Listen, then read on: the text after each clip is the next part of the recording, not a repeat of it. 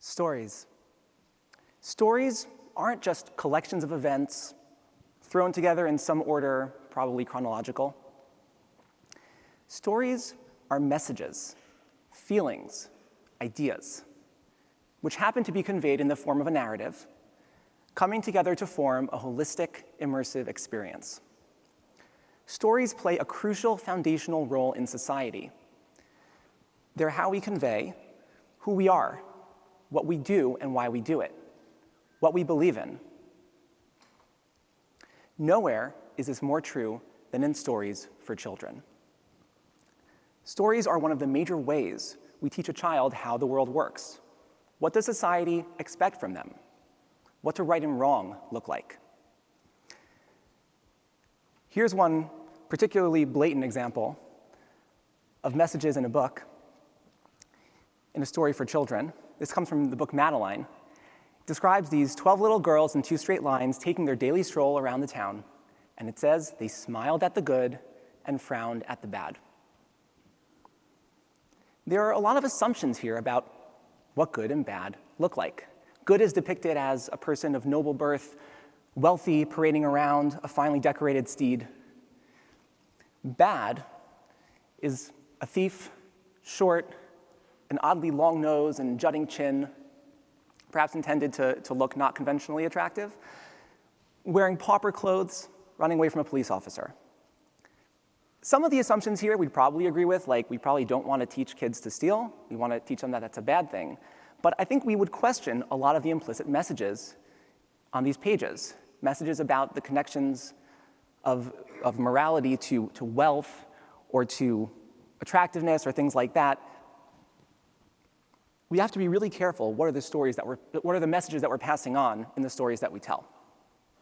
Okay, so why is all this relevant to us here today, RailsConf 2019? Well, I think that we stand at a very interesting juncture in the history of programming. We have a constant influx of new programmers into our community, people of all ages and backgrounds. We need to think about what are the stories that we're telling them? What are the messages? What are the expectations that we're setting for them about how society works and how it's going to treat them? It's not just the programming community in general, it's also the Ruby community, and even more narrowly, the Rails community. What are the stories we're telling our children? Before we start to answer that question, though, I'd like to take a step back, take some time to think about the relationship between literature and the society which creates it and consumes it. I think that's going to help us understand the gravity of the question and also point it in a direction of how we can start making things better. Now, we could talk about English children's literature, which probably the vast majority of here are most familiar with. But there are 2 problems with that. Problem number 1 is, well, we already spoke about that yesterday. So I think we've had our fill. But problem number 2 is a little more serious, which is we're often blind to the assumptions that exist within our own literature and our own culture. We need to look at other societies and other groups of people. We're much more easily able to understand the connections between the way that society works and its literature. So today we're going to talk about the literature of Israel. Now, I chose Israel because it's something that's pretty familiar to me. But that doesn't answer the question of why all of you should be interested in specifically Israeli literature. The truth is, though, I think once we know a little bit more about the history of the Hebrew language and of Israel, we're going to see that there are certain important parallels between that society, specifically, and the programming community. And I think it's actually a very instructive example. So the reason for all of that starts with this kid, Itamar Ben Avi. He lived his childhood at the very end of the 19th century. But his story actually starts about 2,500 years earlier. We're now in the 6th century before the Common Era. Jews were pretty much living, more or less, where today we would call the state of Israel. And The Babylonians came along, they were expanding their empire, they conquered the area, wiped out a bunch of people, ransacked Jerusalem, and exiled the Jews almost entirely, the whole population, to Babylonia.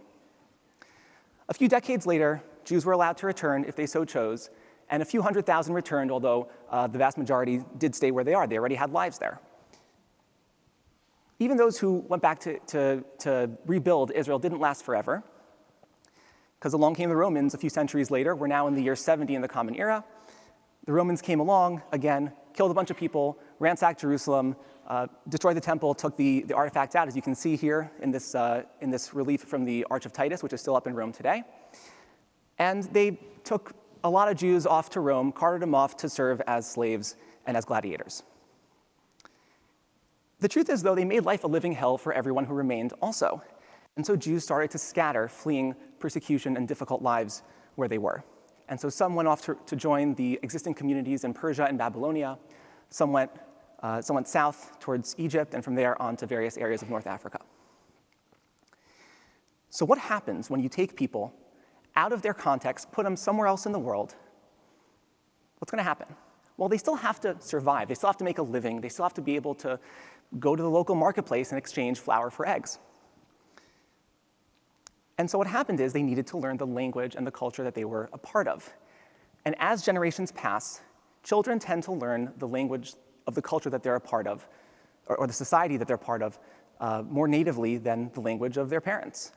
And by somewhere around the end of the 2nd century of the Common Era was born the last native Hebrew speaker. Hebrew became a dead language. It was still used for scholarship, poetry, communication between communities, but it was not a language you would use to go about your daily business. Eliezer ben Yehuda came in the 19th century, and he wanted to change all that. He did a whole bunch of things in that regard. He published a Hebrew language newspaper. He founded the society, which eventually became the Academy of the Hebrew Language, which to this day makes decisions about syntax, grammar, new words, things like that. But he also started a much quieter revolution, a revolution at home. So he and his wife Chemda decided together they were going to raise their son as the first native Hebrew speaker in 1,700 years. Others followed. There were eventually schools established that where Hebrew was the native language of instruction, and to the point that today you have millions of native Hebrew speakers, most of them living in Israel, but some in other places throughout the world. But right at the beginning, Itamar ben Avi, the first native Hebrew speaker, and those who came after him in those early years, they were missing a lot of things in their native language. Basically, a whole culture had to be created. They needed books, everything from children's books to novels, textbooks. It all had to be created in this new language. You needed music with Hebrew lyrics, poetry. There was older poetry, but it was a very different style than you might see today. And so a whole new genre of poetry, or new genres of poetry, needed to be created. You needed entertainment, theater, eventually movies and television, and you needed things for kids to chant on the playground. I grew up in the US, singing Jack and Jill, London Bridge is Falling Down, songs that go back for centuries. And as I got older, I read Shakespeare and I read Chaucer. There's been a very, very long evolution of English literature. Hebrew literature doesn't have that luxury.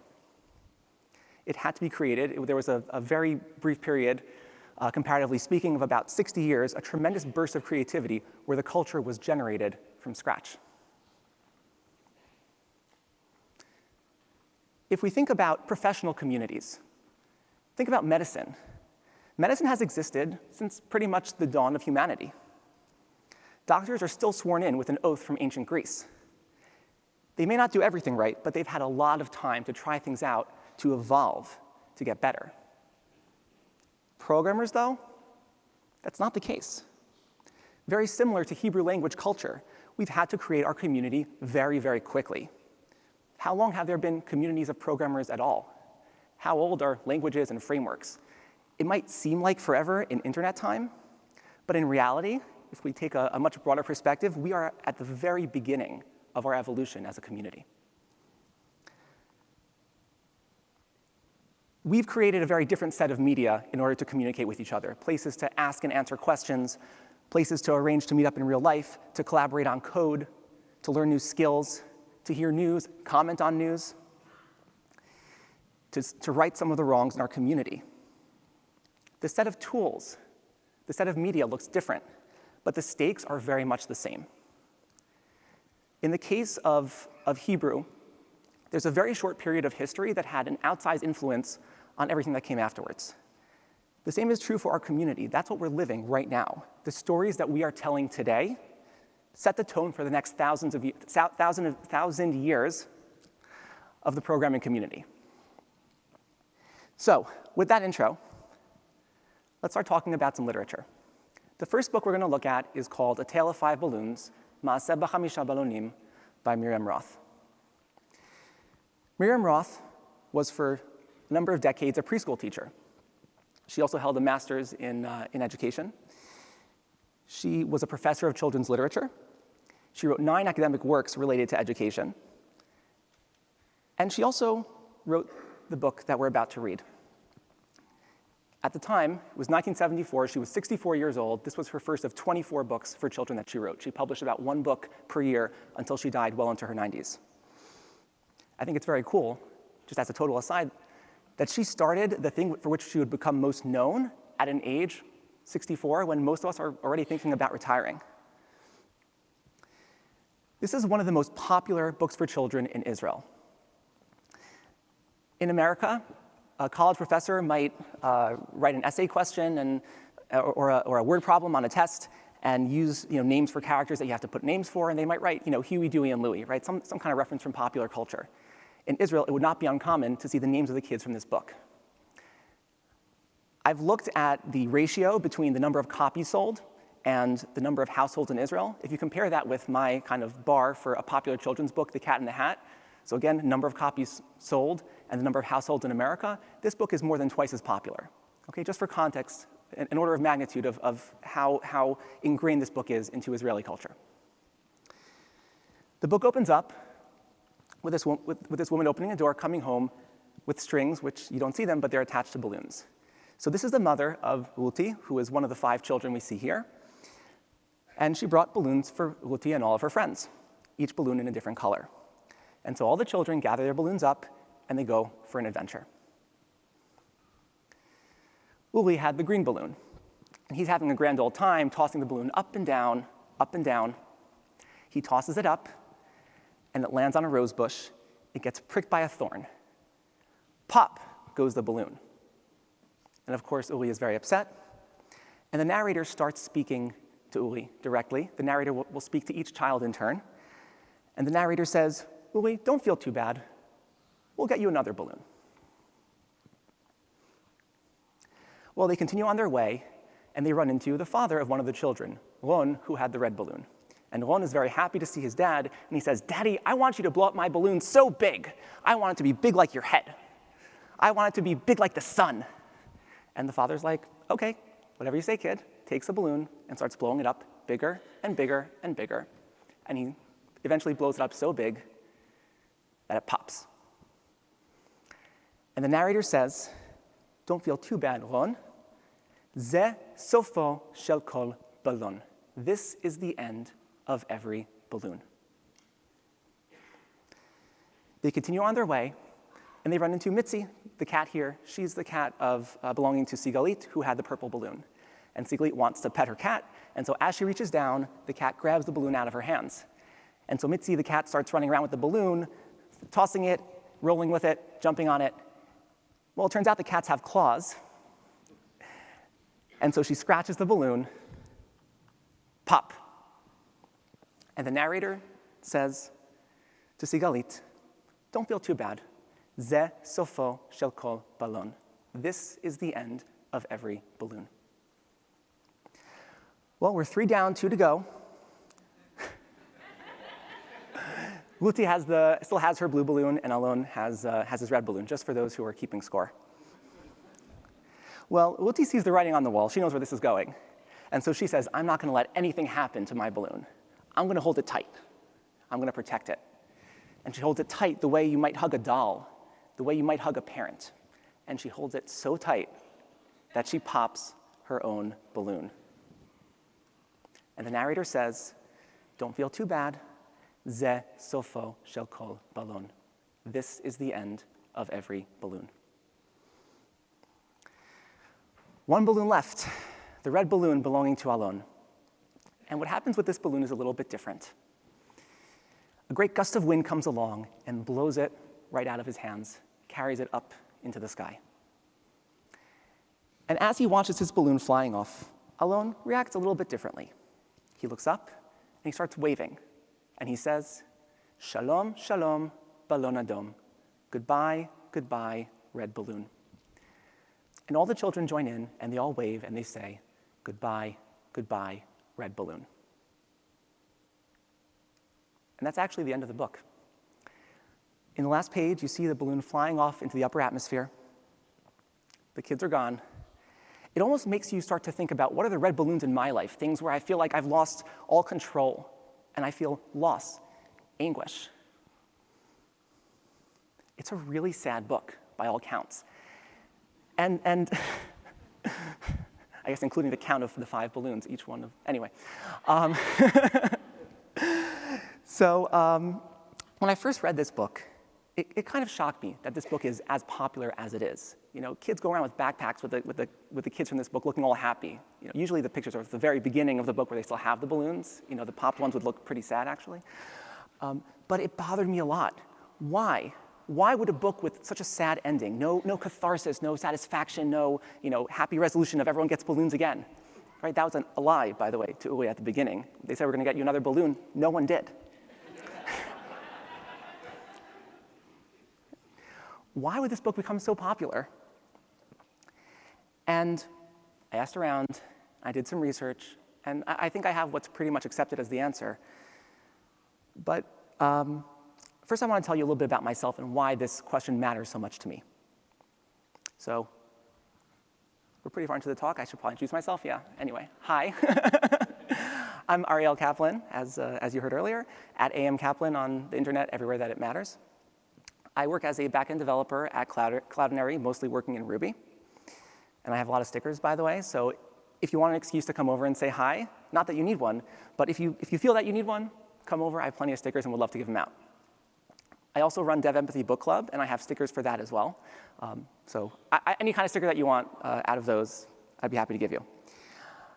But for the last 4 years, I've lived in Israel. And here's a picture of me reading this book to my kids.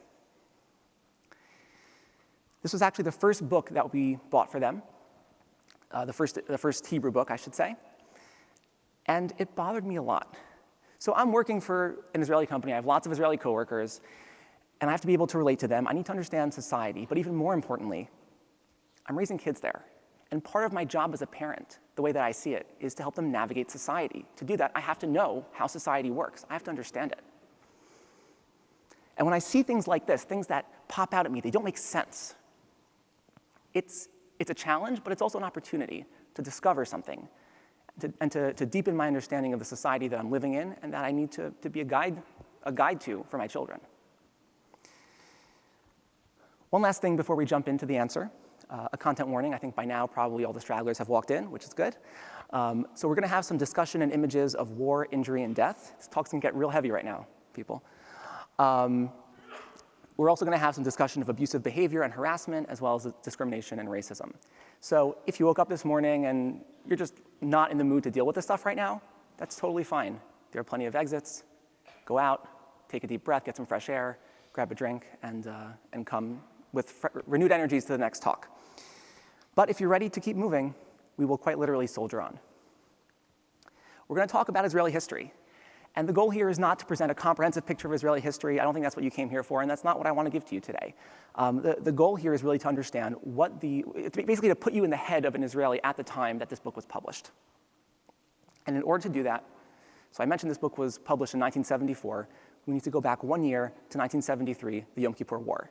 You'll see it brought down in other sources as the Ramadan War or the October War, but again, the goal here is to give a view of the Israeli perspective, and so we're going to stick with the Israeli name, the Yom Kippur War. On October 6th, 1973, Egypt and Syria launched a coordinated attack, an invasion of Israel. Israel was highly overconfident at the time for reasons we're going to get into momentarily, but it was very much caught off guard by the attack, just didn't have enough resources available and wasn't ready for something like this to happen. The timing of the attack was also really important. As the name of the war suggests, it happened on Yom Kippur. Yom Kippur is the holiest day in the Jewish calendar. It's a day when many Jews, even those who aren't the rest of the year all that connected with religious observance, but on Yom Kippur, they're in synagogues, they're praying, they're often fasting. Definitely not in peak physical condition to go to war.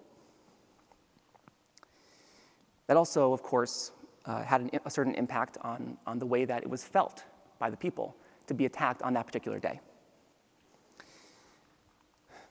It's also, by the way, a day when the Israeli army gives a lot of soldiers the ability to go home and be with their communities for the holiday, and so they were just massively understaffed on all the bases at the border. There was a time until reinforcements arrived when less than 500 Israeli soldiers were given the formidable task of fending off the entire invading Egyptian army.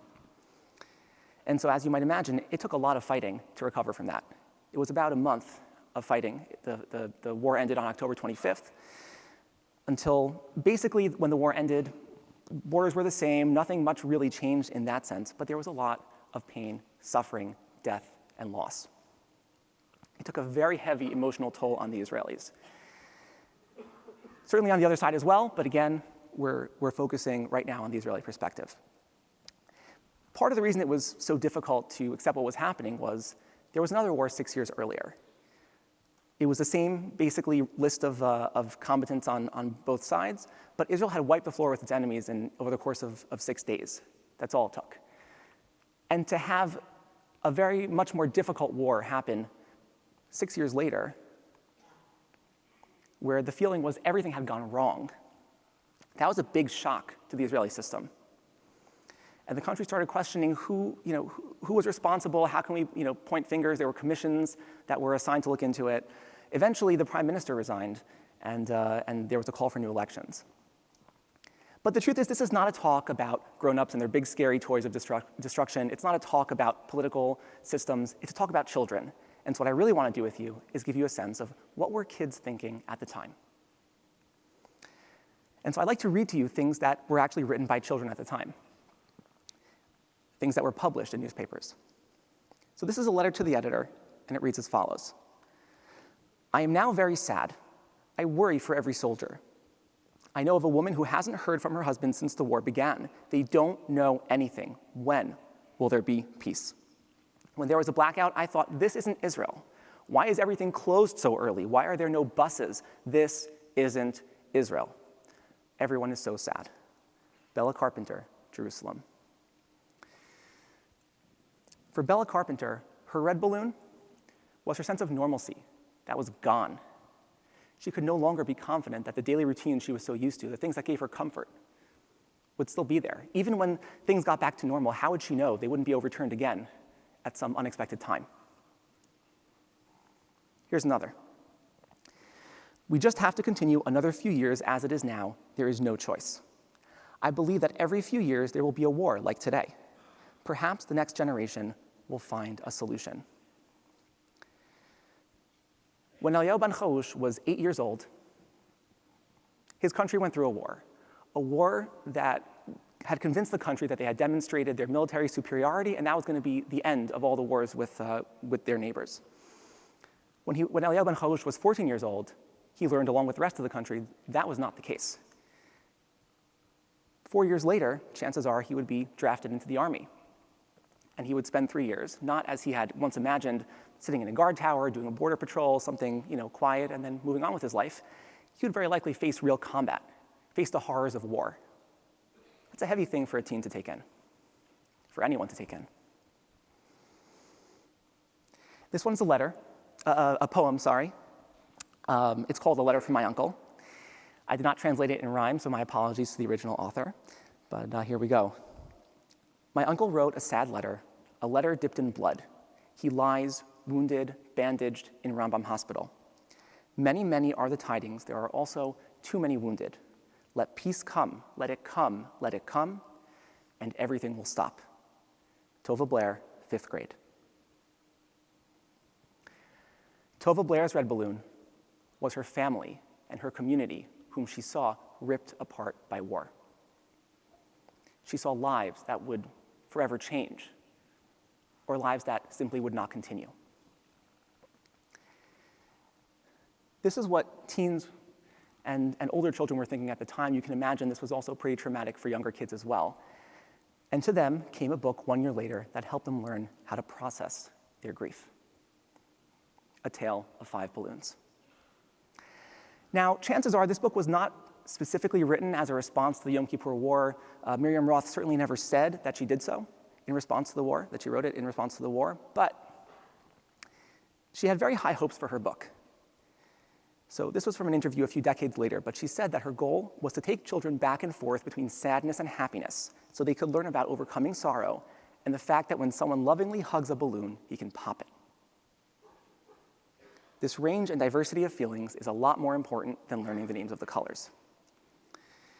Miriam Roth wanted to send a message about how you process grief, how you can grieve in a healthy way, how you can learn to let go of things that you care a lot about when it's time for them to move on. This was a message that spoke to the heart of the people at the time. It was a message that they needed to hear. And I think this book is very much proof that if you want to read the heart of a society, you want to know what makes them tick, listen to the stories they tell their children. And so I'll ask again, in the Ruby community, what makes us tick? What's at the heart of our society? What are the stories that we are telling our children? Well, let's first think about what are these stories? Where are they coming from? Where are they hearing them? Well, people come into our community in all sorts of ways. They come through books and tutorials. They come through code boot camps. They come through code workshops. Maybe they come in from other language communities. They've watched talks or read things online. They hear about our community. They hear about our technology, and they want to be a part of it. There are many avenues. But I think in all these avenues, and I guess what I didn't put up here is not just the recordings, but the conferences themselves as well, they're hearing stories. And I think the stories are very much about people. The people inspire us with their humor, their kindness, their curiosity, their pragmatism. I think we actually have a pretty strong and comparatively healthy culture. And at the same time, I think there's always room for improvement. And I'm going to point to specific cases of where there was something that needed improving, and we'll see how that process happened. But in order to get there, I think we need to look at another story. So this is Caspion Hadag HaKaton, Caspion the Little Fish by Paul Kor. I just want to point out, just because you only see it on this slide, Caspion, the name, is a play on the Hebrew word kesef, which means silver.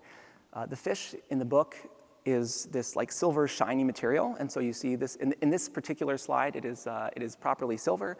In all the rest of the illustrations, you're going to see, basically because I scanned the book on a standard flatbed scanner, it interpreted the shiny silver thing as black, which makes the pages very, very hard to see, unfortunately. But those are the images that I have, so you'll have to bear with me. But anyway, I just wanted you to know, for some reason, it's very important to me that the fish is supposed to be silver. Okay, anyway. So Paul Kor wrote this book in 1990. Paul Kor was an accomplished artist and illustrator. He designed many Israeli banknotes and stamps. You can see a variety of different styles in his artwork. But at a certain point in his life, he turned his attention to children's literature. So he created book covers, and he illustrated entire books for others, but he also wrote and illustrated a number of his own books. And this is one of his most popular. So it tells a story. I'm going to just pause for a second and point out, in case you weren't aware, Hebrew is read from right to left, so that's why the pages are flipping in the opposite direction that you would expect. On this particular panel, so there's two things being described. I'm going to describe the right panel first, then the left panel. Okay, so on the right panel, you see Caspion, the silverfish, and all of his silver friends. His entire school of fish, his siblings and his cousins and everything, and they all have a wonderful big family. But he also likes to explore on his own. And so on the left, you see him exploring the great wide world of fish, all shapes and sizes and colors, even seahorses sometimes. I also want to point out, before we move on to the kind of the meat of the story, that the style of the illustrations here is kind of interesting. To me, it's a little bit reminiscent of the work of Eric Carle, who wrote The Very Hungry Caterpillar. It's, in a sense, deceptively simple illustrations, a lot of playing with color and texture here, which I think is a lot of fun for kids. So Caspian one day is off on one of his adventures, and he sees this big black mound. That is actually supposed to be black, so just so you know. And he's not sure what it is. He gets a little closer, and he sees a great big eye. And the eye has a tear coming out of it. So this is pretty weird. Clearly, it's not a mountain. Mountains don't have eyes. And then he moves around a little more, and he sees these vertical white stripes. What are those? That's weird. OK. So suddenly, the thing starts to speak to him, and it says, "Little fish, who are you?" And they have this whole exchange back and forth where it basically says, "I'm a whale. You're too close to see me. Move back. No, more. Move back more. Great. We're good." Now you can see the whole whale. And he says, "OK, that's interesting. You're a great big whale, but why are you crying? What's wrong?" And the whale says, "Well, I'm actually just a kid. And I lost my parents. I don't know where they are, and I don't know what to do. I feel helpless." And the little fish Caspian says, "I got you." And he recruits his whole school of fish, and they all spread out in many different directions, definitely a case where two heads are better than one. And in very short order, with I don't know how many hundreds of fish, they find the parents. The whale is returned to its parents. They're very happy. They're very grateful to the little fish there. And the whale and the fish become best of friends, of course, setting things up for the sequels. That's not a joke. There were actually 2 sequels to this book. So altogether, a lovely little story, kind of unremarkable in a sense. Why am I sharing it with you? Well, this book addresses the very common childhood fear of abandonment. Kids are always afraid that their parents are going to suddenly disappear. And there are other books, too, that have been written to address the same issue.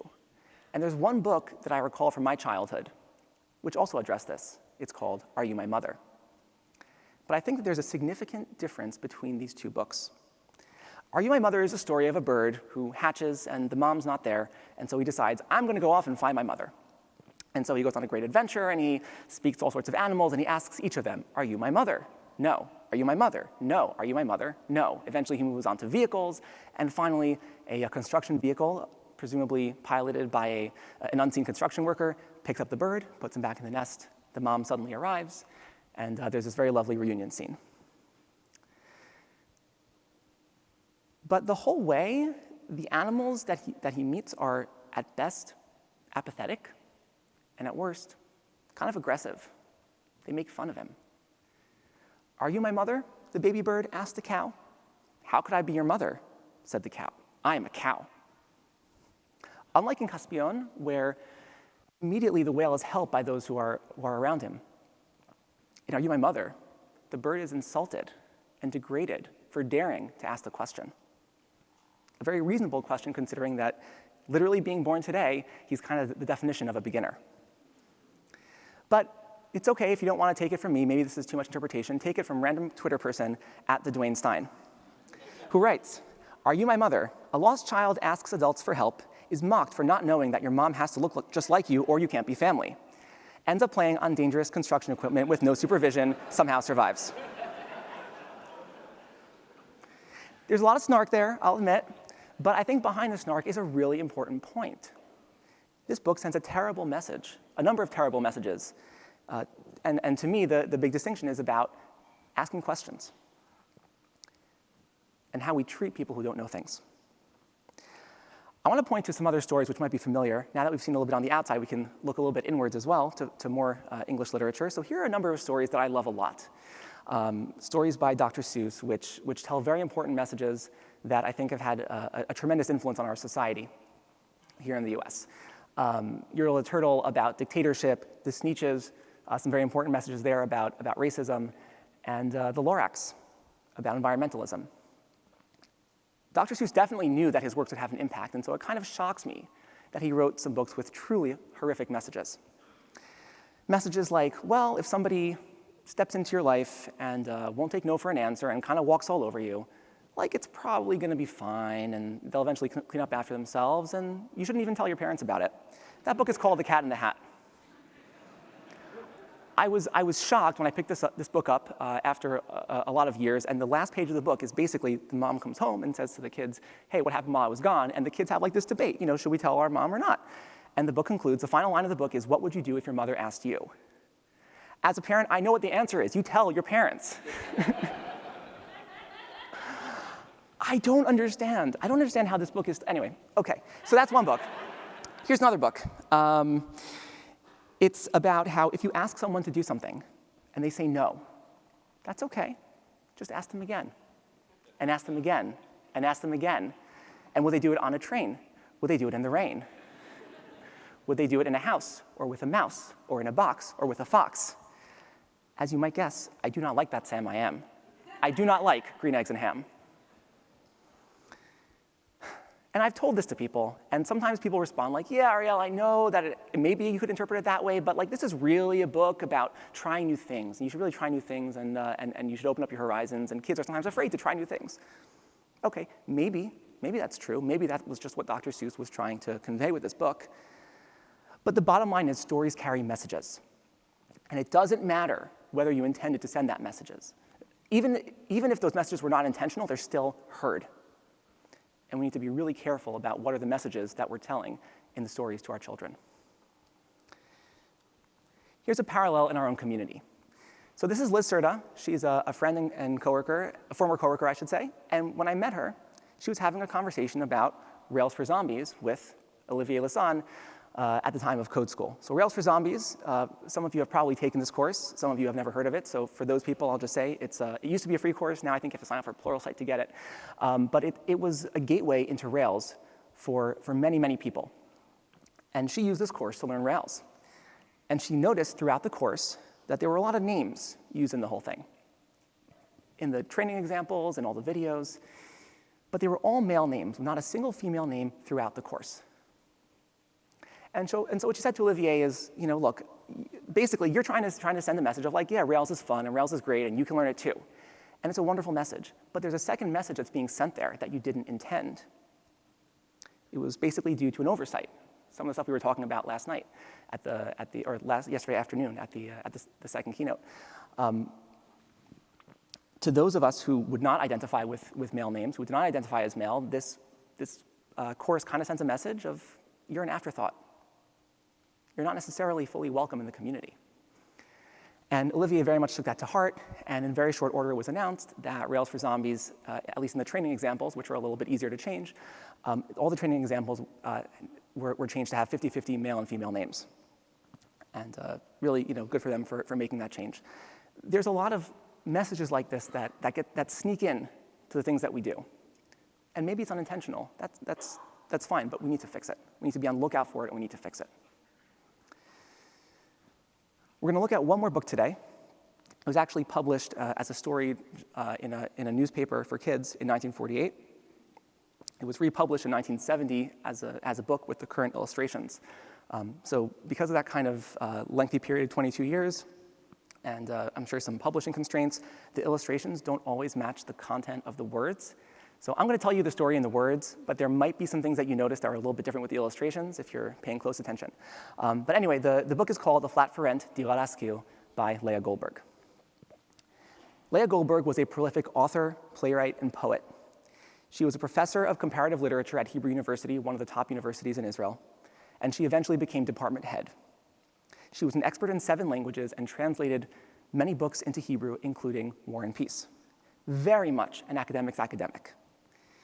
And she thought it was worth her time to write stories for children. Think about that. Leah Goldberg, with all of her academic expertise. Miriam Roth, with all of her deep understanding of children and of literature. Paul Kor, with his incredible artistic talents. They were powerhouses, each in their own way.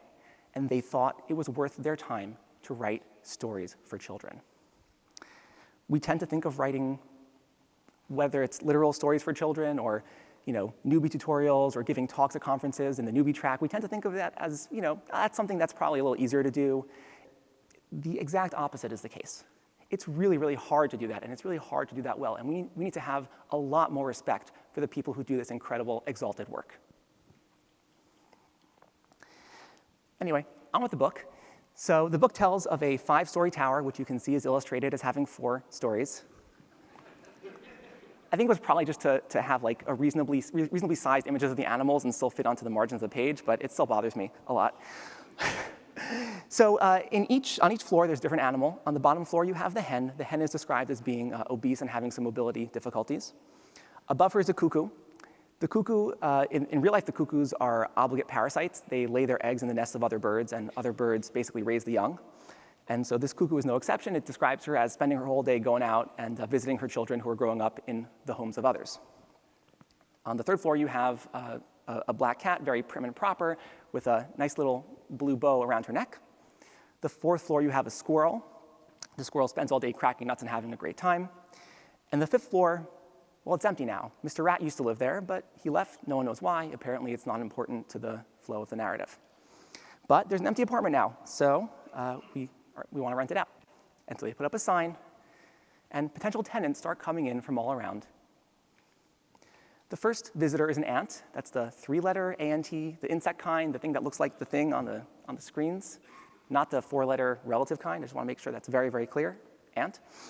OK, so the ant comes in. The neighbors, of course, come out to greet her, and she starts looking around. And they ask her all sorts of questions. Do you like the kitchen? Do you like the hallway? It's blah, blah, blah. Yes, everything's very, very nice. She's very pleased with the structure. Great, so do you want to move in? And the ant says, no, I don't want to.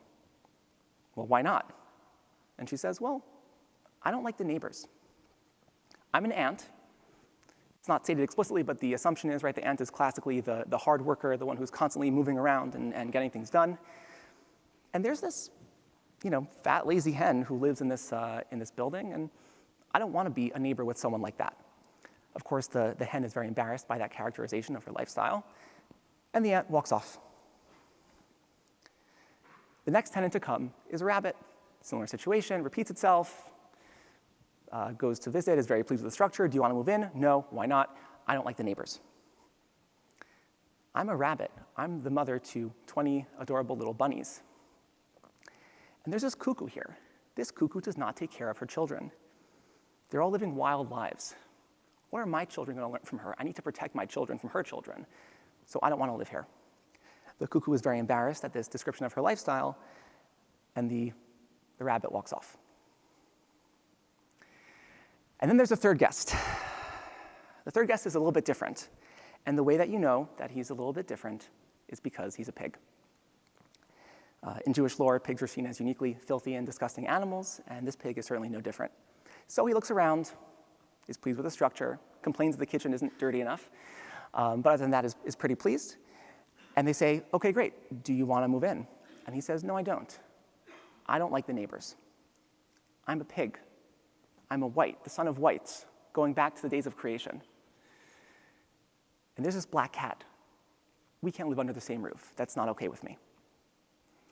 And unlike in previous situations where the neighbors basically just didn't say anything and someone was embarrassed and someone walked off and whatever, in this case, the neighbors altogether say, hey, if that's what you're going to be like, if that's your attitude, we don't want you here either. Pig, get out. The fourth visitor is a nightingale. And so the nightingale comes in, looks around, humming, and again is pretty pleased with the place. Do you want to move in? No. Why not? I don't like the neighbors. I'm a nightingale. I love beautiful hymns and songs all day. I love to have beautiful things coming into my ears. And my delicate ears cannot take the noise and the racket made by the squirrel who lives next door, cracking nuts all day. Not for me. So I'm out. So the nightingale walks off, and of course the squirrel is very embarrassed. The final visitor is the dove, the symbol of peace. And the dove comes in and actually starts finding fault with the apartment. And she says, well, the rooms are a little bit cramped. I don't love the kitchen.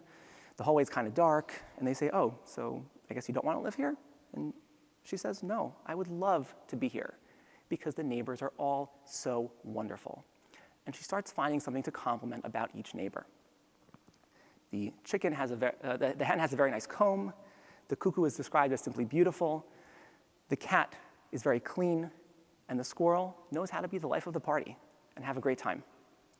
And she says, with neighbors like these, I know that life is going to be incredible. And so she moves in, and they all live together, happily ever after, shchenim tovim chaye shalom, good neighbors, a life of peace. So, what is the story all about? I mentioned this book at the time was not a book, just a story, but it was originally published in 1948. 1948 is a very important date in Israeli history. It's the date that the state was founded. And it was a very tumultuous time because there were many, many people from many different cultures coming together, and they had to figure out how to form a society. So here's like the Reader's Digest version. There's a whole lot more to say. You had Ashkenazi Jewry coming in from Europe, Western culture basically in all of its forms. You had Sephardic Jewry who came from North Africa and the Middle East, a distinct array of different and in many ways non-Western cultures. You had Yemenite Jewry who had their own, who kind of did their own thing in a very different way. They don't dress like that anymore. That's just how they dressed when they came in. But I can say this, living in a place where there's a very large Yemenite community, they still maintain a pretty distinct culture in many ways.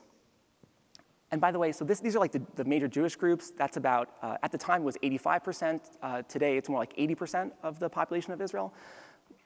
The rest of it is mostly Arabs divided into primarily 3 different religious groups. So you have the Muslims, that's about 80% plus, and then the remaining is divided about 50-50 between Christians and Druze.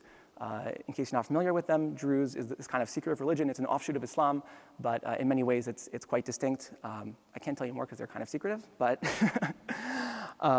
that's the group. And they also kind of interact with society in very different ways.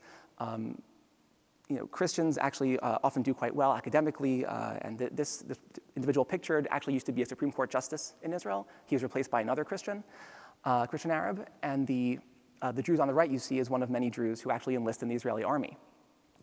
The Muslims tend to be a little bit more separated from society or from civic participation in some of these ways. And there are other small groups that are there as well. You have Samaritans, Armenians, Baha'i, and Circassians. Many, many different ethnicities and cultures coming together to form a single coherent society.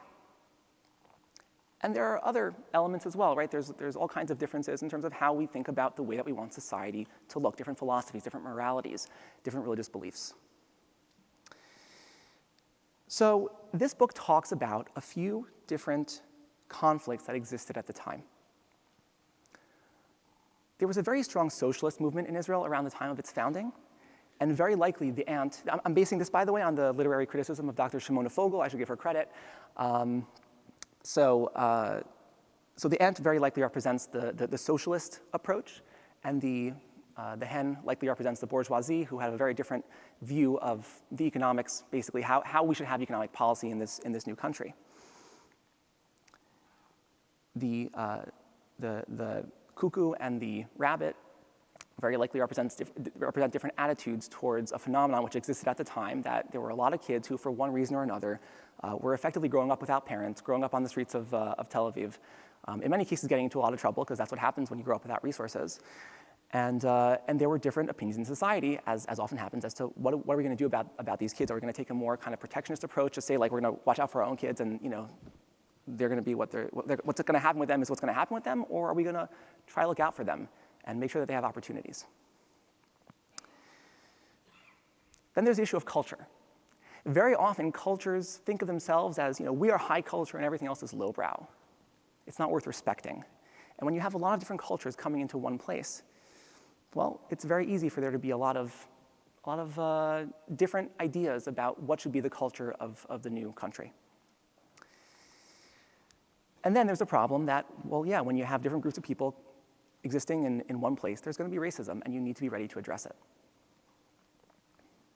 Now, there is the way of the dove who sees the good in everyone, who sees the good in all sides and tries to find ways of making peace and compromise. But not everyone's going to be like that. There are always going to be bad actors, people who insult others, people who make horrible statements and do horrible things.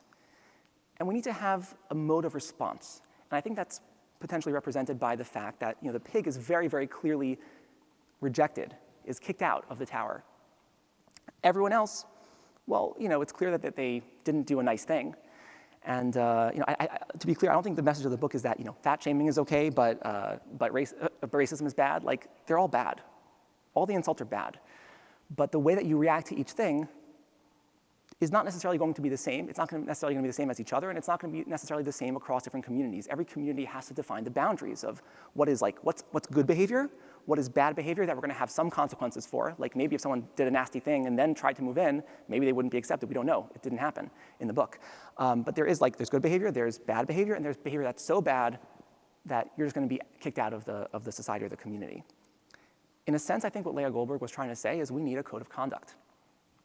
That's what a code of conduct does. It establishes those categories of behavior. What's okay, what's not okay. There's going to be consequences. Here's who's going to enforce it, and here's how it's going to be enforced. But I think what's incredible is that Leah Goldberg thought that this concept was simple enough that she could teach it to children. And I think there's a lot of adults who haven't quite yet figured out the need for a code of conduct. I can't explain it. But I think there's a broader point here, which is that Leah Goldberg saw a world that needed to change in certain ways. And she decided that her job was to light the way by telling a story. She believed, and I believe, if you want the world to change, tell stories of a better world. We mentioned earlier that as programmers, as the programming community, we've created all these different media, all these ways of connecting and learning from each other. Some of them are really wonderful places. Some of them are super nasty. Not going to name names, but we probably all know, or mostly know which is which. And if you don't, probably a good time to learn a little bit about it and ask your friends so you know what to stay away from. And there are some that are really a mixed bag. But all of these places are sending messages. And we need to think about what are the messages that are there and what are the ways to change them practically. We've said that stories reflect society, stories carry messages, and stories can be agents of change. What are we going to do to tell the right stories that make the change we need to see? Well, I have a few practical directions to give in this regard. One thing you can do is create a community. Probably most of us won't do this, but some people have done it really well. So Saranya Barak noticed that newbies are basically being told the story of good luck. There's lots of resources out there. Go ahead, figure it out, work hard, and it's all on you. And she said, no, people shouldn't have to be alone. She created the Code Newbie community as a supportive community for people who are learning to code. So they could see that, yeah, other people are struggling with the same things. And we can actually sometimes connect with each other and learn from each other and help each other along the way. She told a new story.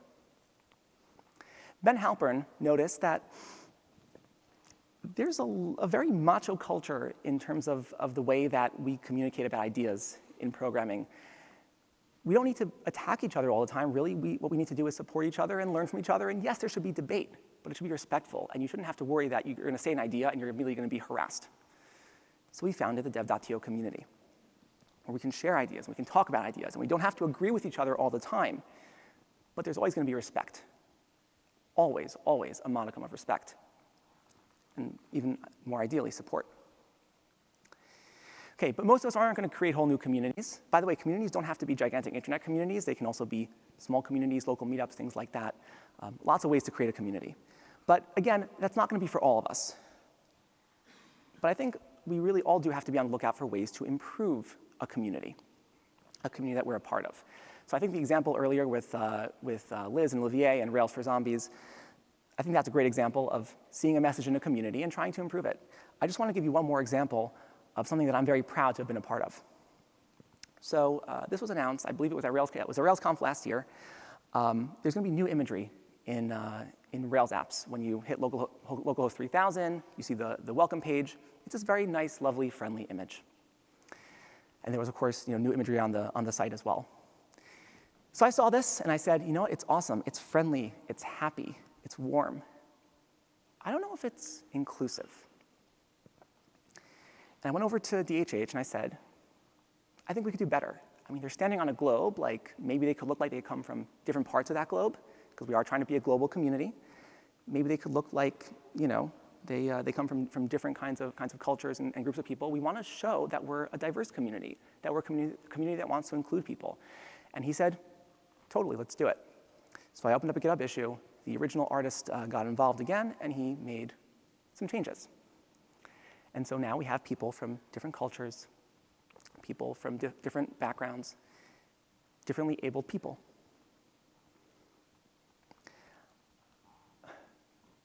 It's my hope that with this change, there's going to be at least one person, ideally more, but even if one person out there sees the new imagery and thinks to themselves, wow, this is a really diverse community. It's a community that wants a lot of kind of people to be in it.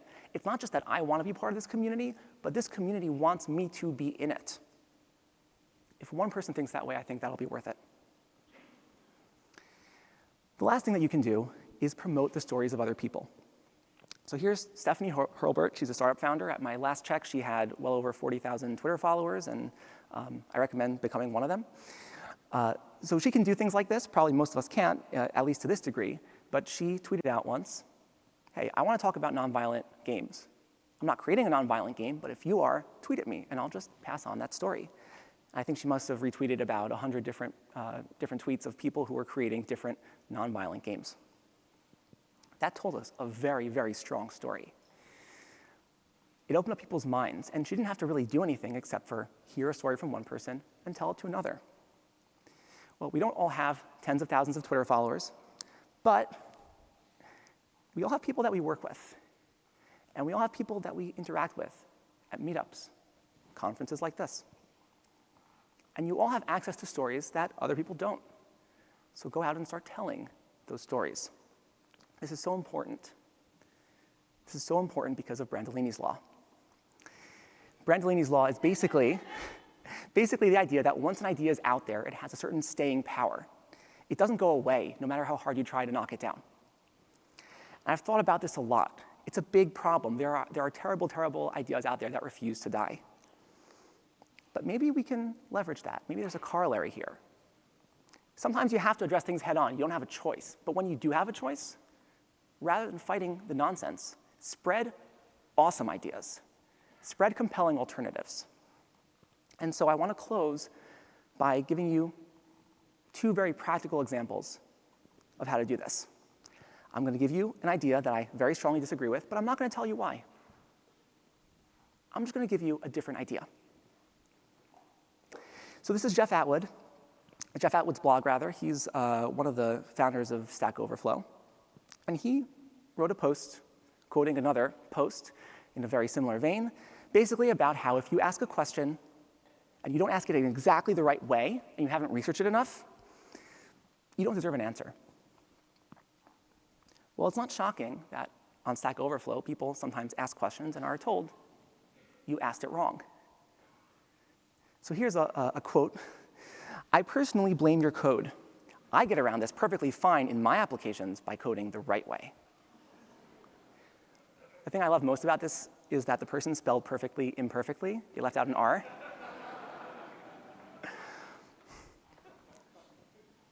Whatever. So yeah, people can get pretty nasty on Stack Overflow at the same time as, like, again, there's an idea of the right way to ask questions. Like, you can't say thanks or hello or, all the common words that we use, all those little niceties are deleted from questions. It's a very restrictive way, and it's something that leads to a lot of people getting hurt. I want to tell you about another way of doing things. So here's a citation from the Ember.js discourse. I want to apologize. I thought this was a really good example. It does have some ableist language, so I apologize for that. But this person writes, I know my question may be stupid, but I have to ask. In other words, I'm a newbie. I don't know a whole lot, but I kind of need an answer to this. I feel uncomfortable asking this question, but at least I feel comfortable enough in this forum knowing that I can ask this question and expect to receive a respectful response. And he concludes with the word thanks. Showing appreciation, something very simple. Showing appreciation for the people who are going to come and answer his question. So there was a whole long exchange. It turns out it wasn't such a silly question. There were about 15 different replies. And he concludes in the whole back and forth by saying, anyway, thanks for listening and explanations. Thanks for listening. Just the fact that he feels safe asking a question in this forum is worth something to him. Wow. And he says, and I apologize for the both strange and again, ableist language here. He says, it is better to ask than to be without a doubt idiot in the head. And this is another awesome thing about the Ember community, their attention to the beginners.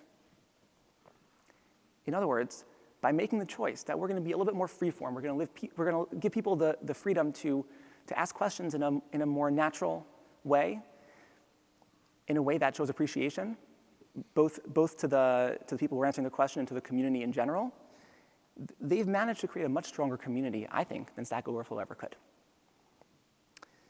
All right, here's our final example. So Elon Musk had this tweet that got a lot of attention. Nobody ever changed the world on 40 hours a week, essentially celebrating the culture of overwork. Apparently, Paul Graham, one of the founders of Y Combinator, agrees with him. He writes, the key to productivity is for people to come back to work after dinner. And therefore, you should have your office basically in an apartment, basically a residential area, so people can live like right by the office, give over their entire lives to your startup. And he concludes by saying, once a company shifts over into the model where everyone drives home to the suburbs for dinner, however late, you've lost something extraordinarily valuable. God help you if you actually start in that mode. Well, I'd like to tell you the story of a company that started in that mode.